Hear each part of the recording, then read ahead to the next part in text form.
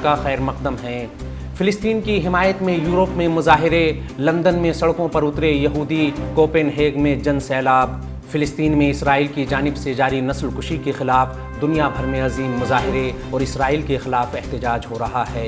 Europe میں اسرائیل کے خلاف تاریخی احتجاج اور رائے عامہ کا ماحول ہے۔ برطانیہ، آسٹریلیا، سویڈن، فرانس، جاپان اور دیگر کئی ممالک میں بھی مظاہرے ہو رہے ہیں، لیکن لندن میں ہونے والا عظیم احتجاج اس لیے بھی قابل ذکر ہے کہ ایک بار پھر اسرائیل کے خلاف ہونے والا یہ احتجاج یہودیوں نے کیا۔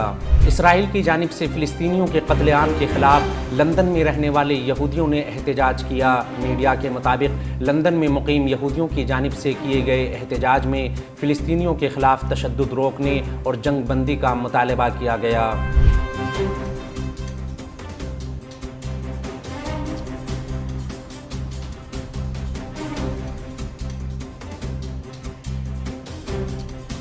دوسری جانب آسٹریلیا کے شہر میلبورن میں فلسطینیوں سے اظہار یکجہتی کے لیے بڑا مظاہرہ کیا گیا، جس میں 1 لاکھ سے زائد افراد نے شرکت کی۔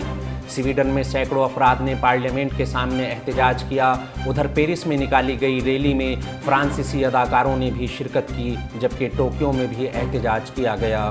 غورطلب ہے کہ غزہ میں اسرائیلی جارحیت 45ویں روز بھی مسلسل جاری ہے۔ بین الاقوامی جنگی قوانین کی خلاف ورزیاں کرتے ہوئے اسرائیلی افواج نے بلا تفریق حملوں میں سویلین رہائشی علاقوں، پناہ گزین کیمپوں، اسکولوں، ہاسپٹلز اور عبادت گاہوں کو بھی نہ بخشا۔ تازہ حملوں میں غزہ کی 4 مساجد کو شہید کر دیا گیا۔ 7 اکتوبر سے 20 نومبر تک اسرائیلی حملوں میں شہید فلسطینیوں کی تعداد 13,000 سے زائد ہو گئی ہے۔ مرنے والوں میں زیادہ تر بچے اور خواتین شامل ہیں۔ اس خبر میں فی الحال اتنا ہی۔ قومی، بین الاقوامی اور عالمی اسلام کی اہم خبروں سے باخبر رہنے کے لیے وی نیوز 1 کے ساتھ بنے رہیے۔